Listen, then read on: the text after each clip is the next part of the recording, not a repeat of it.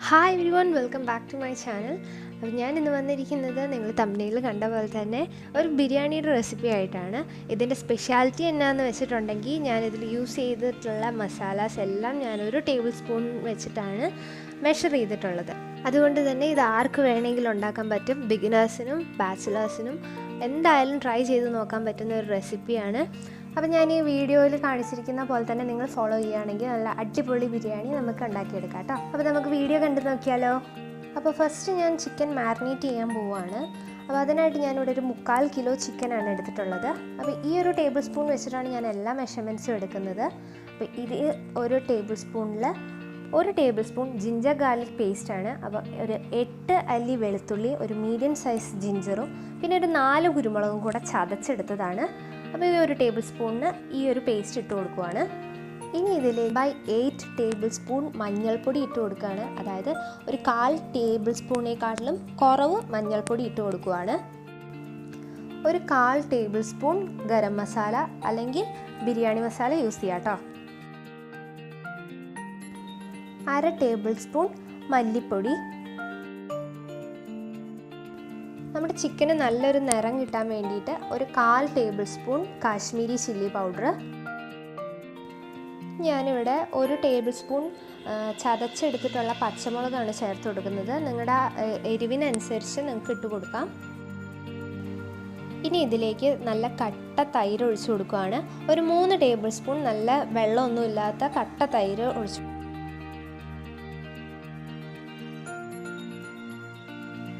ഇനി ഇതിലേക്ക് 5 table spoon ചെറുതായിട്ട് അരിഞ്ഞു വെച്ചേക്കുന്ന സബോള ചേർത്ത് കൊടുക്കുകയാണ്.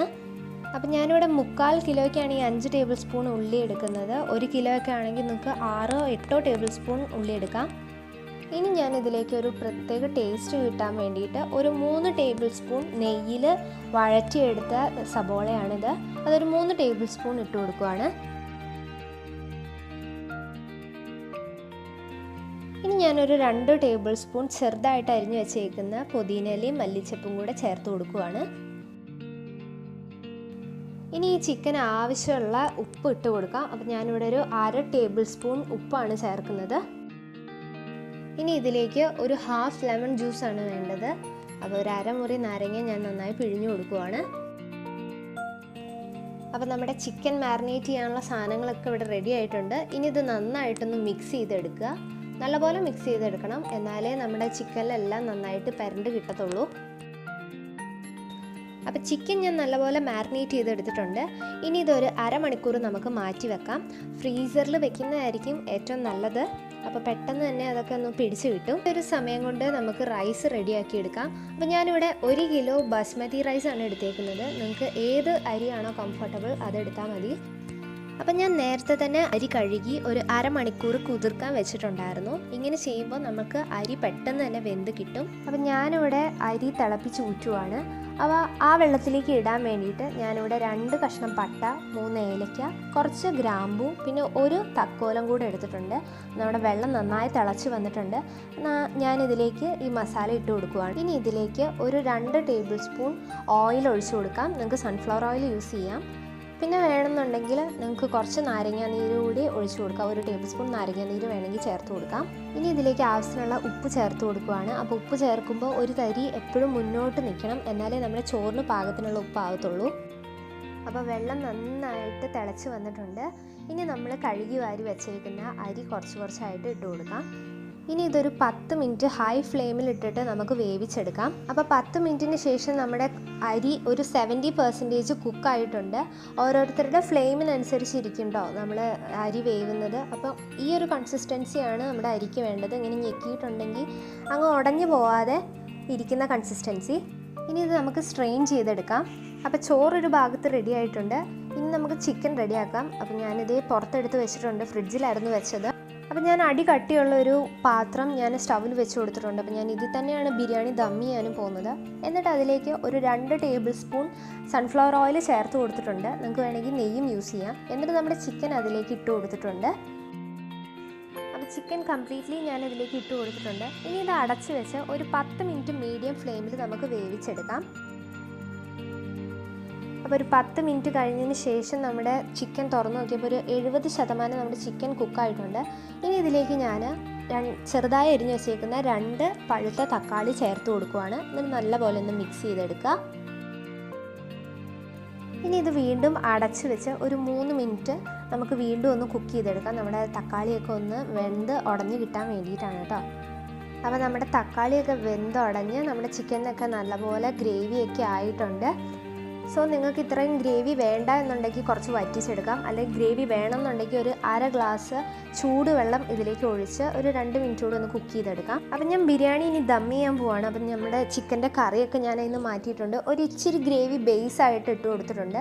അതിൻ്റെ മുകളിൽ ഞാൻ ചോറ് വെച്ചിട്ട് ഒന്ന് ലെയർ ചെയ്യുവാണ്. അപ്പോൾ ചോറ് കൊണ്ട് ഞാനിവിടെ ലെയർ ചെയ്തിട്ടുണ്ട്.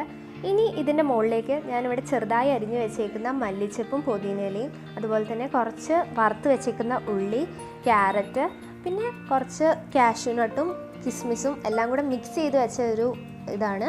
അത് ഇതിൻ്റെ മുകളിലേക്ക് കുറച്ചിട്ട് കൊടുക്കുകയാണ്. ഏറ്റവും അടിയത്തെ ബേസ് ലെയർ ആയതുകൊണ്ടാണ്.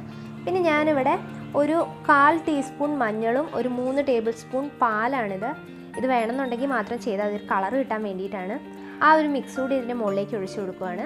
എന്നിട്ട് ഞാൻ കുറച്ച് ഗ്രേവി അതിൻ്റെ മുകളിലേക്ക് ഒഴിച്ചു കൊടുക്കുകയാണ്. അപ്പോൾ ഇതുപോലെ നമ്മൾ ചോറ് ലെയർ ചെയ്ത് നമ്മുടെ ചോറും ചിക്കനും എല്ലാം ലെയർ ചെയ്തിട്ട് നമ്മൾ കംപ്ലീറ്റ് ആക്കുക.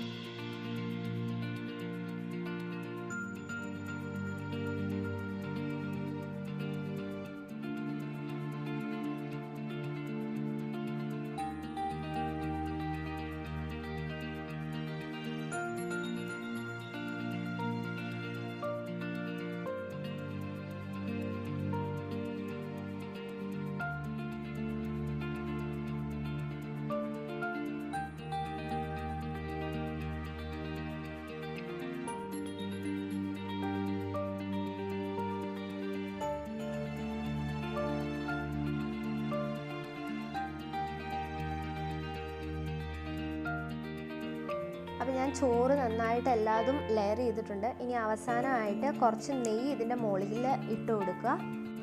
അപ്പോൾ നമ്മുടെ ലെയറിങ് ഇവിടെ കഴിഞ്ഞു. ഇനി ഇത് ദം ചെയ്യാൻ പോവുകയാണ്. അതിനായിട്ട് ഞാനിവിടെ സ്റ്റൗവിൽ ഒരു പഴയ തവയാണ്, അതൊരു 5 മിനിറ്റ് മീഡിയം ഫ്ലെയിമിൽ നമുക്ക് പ്രീഹീറ്റ് ചെയ്തെടുക്കാം. ഇനി നമ്മുടെ ബിരിയാണി പോട്ട് ഇതിൻ്റെ മുകളിൽ വെച്ചിട്ട് ഒരു 1/2 മണിക്കൂർ ലോ ഫ്ലെയിമിൽ നമുക്ക് ദം ചെയ്തെടുക്കാം. അപ്പോൾ ഇത്രയേ ഉള്ളൂ നമ്മുടെ ബിരിയാണിയുടെ റെസിപ്പി. ആർക്കും വളരെ സിമ്പിളായിട്ട് ഉണ്ടാക്കിയെടുക്കാൻ പറ്റുന്ന ഒരു റെസിപ്പിയാണ്. തീർച്ചയായിട്ടും ഒന്ന് ട്രൈ ചെയ്ത് നോക്കിയിട്ട് ഫീഡ്ബാക്കൊക്കെ ഒന്ന് പറഞ്ഞേക്കണേ. അപ്പോൾ ഇന്നത്തെ എൻ്റെ വീഡിയോ നിങ്ങൾക്ക് ഇഷ്ടമായിട്ടുണ്ടെങ്കിൽ തീർച്ചയായിട്ടും ലൈക്ക് ചെയ്യാനും നിങ്ങളുടെ സജഷൻസ് കമൻറ്റ് ചെയ്യാനും മറക്കരുത്. എൻ്റെ ചാനൽ ആദ്യമായിട്ട് കാണുന്നവരാണെങ്കിൽ ഒന്ന് സബ്സ്ക്രൈബ് ചെയ്യുക, കൊടുത്തില്ല ബെല്ലൈക്കൺ കൂടെ ക്ലിക്ക് ചെയ്തിട്ടുണ്ടെങ്കിൽ ഫ്യൂച്ചർ നോട്ടിഫിക്കേഷൻസ് നിങ്ങൾക്ക് കിട്ടുന്നതായിരിക്കും. സോ എല്ലാവർക്കും താങ്ക്